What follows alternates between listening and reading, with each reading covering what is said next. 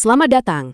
Kali ini kita akan mengupas sebuah kaitan yang mungkin nggak pernah terpikirkan sebelumnya.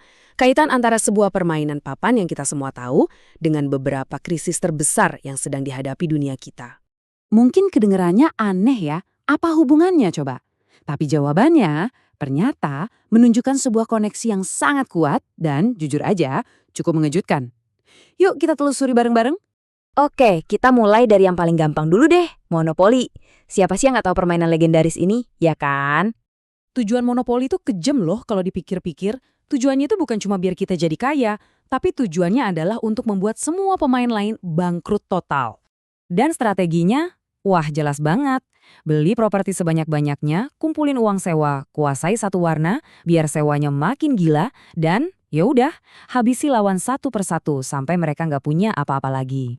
Nah, ini intinya. Monopoli itu adalah sebuah zero-sum game. Artinya, kemenangan satu orang hanya bisa terjadi kalau semua orang lainnya hancur. Titik. Nggak ada menang bareng-bareng. Oke, sekarang coba kita bayangkan. Gimana kalau papan permainannya itu bukan lagi karton, tapi dunia nyata. Dan taruhannya bukan uang mainan, tapi kehidupan kita. Dan ini bukan cuma bayang-bayang loh. Jurnalis investigasi Dandi Laksono udah mendokumentasikan bencana-bencana ekologis yang gila banget di Indonesia. Kayak banjir di Sintang yang nggak surut-surut sampai 2 bulan. Belum pernah terjadi sebelumnya. Nah, disinilah semuanya nyambung. Kaitan yang bikin merinding. Logika monopoli yang kejam tadi, ternyata itu persis seperti yang terjadi di dunia nyata dalam krisis deforestasi. Papan permainannya Sumatera, propertinya hutan, pemainnya korporasi besar. Angkanya 3,1 juta. Ini bukan angka biasa. Ini 3,1 juta hektar kebun sawit ilegal yang ada di dalam kawasan hutan lindung Indonesia. Bisa bayangin nggak seluas apa itu? Dan yang lebih parah, ini bukan kejadian tiba-tiba. Para aktivis itu udah ngirim surat peringatan berkali-kali loh. Totalnya 17 kali dari level daerah sampai istana presiden. Tapi hasilnya? Nihil, diabaikan begitu saja. Jadi ini tuh bukan kecelakaan, ini by design. Model ekonominya memang begitu.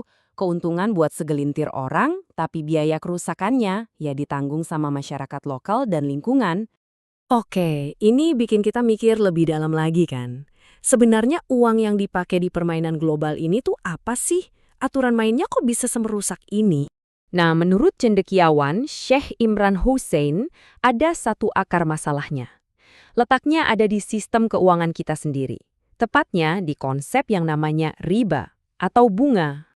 Lihat deh perbedaannya. Kalau bisnis yang sehat itu kan ada risiko untung, ada risiko rugi, adil. Tapi sistem yang pakai riba itu beda. Pemberi pinjaman dibikin kebal dari rugi. Pokoknya harus untung, nggak peduli apa yang terjadi sama peminjam. Dan sistem ini berjalan pakai apa yang namanya mata uang fiat. Uang kertas biasa gitu, yang nilainya nggak dijamin sama emas atau apapun, makanya nilainya terus-terusan turun karena inflasi. Dulu $1 bisa beli banyak, sekarang boro-boro. Jadi, ujung-ujungnya ya sama aja.